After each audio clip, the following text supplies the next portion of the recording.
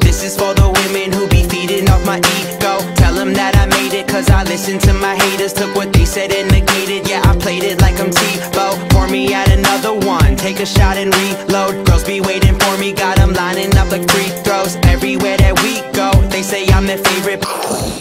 Moinsen, ihr Leichtmatrosen. Wie ihr seht, bin ich gerade mit dem Longboard unterwegs. Und ich habe gedacht, ich vlog ein bisschen. Warum, weiß ich auch nicht. Aber es ist Freitagabend und ich glaube kurz nach 8 oder so. Und da geht gerade die Sonne unter. Und ja, ich muss noch ein Video für morgen drehen. Also ein plattdeutsches Video. Also wenn ihr das jetzt seht, also wenn ihr diesen Vlog seht, wenn ihr diesen Vlog seht, dann ist das plattdeutsche Video wahrscheinlich schon online.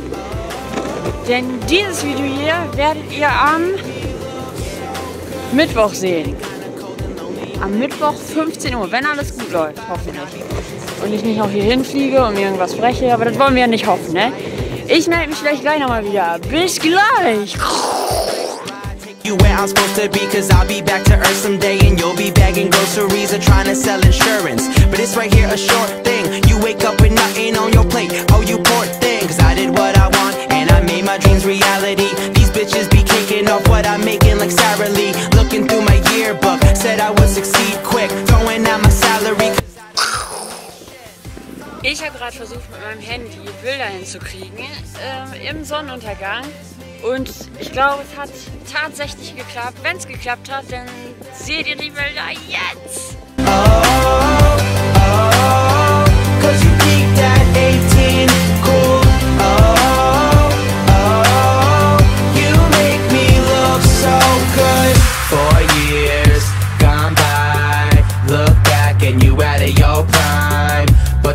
Kids never gonna miss me.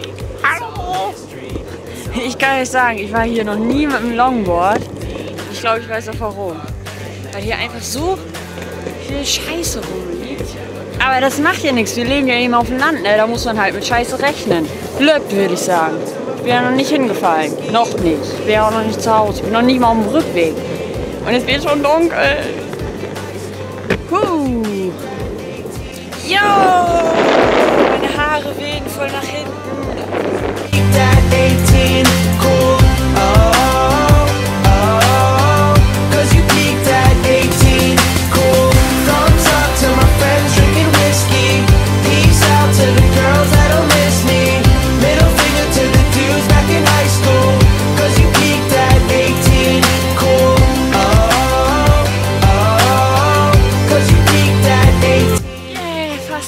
Mein Akku ist auch fast leer, also passt das sehr gut.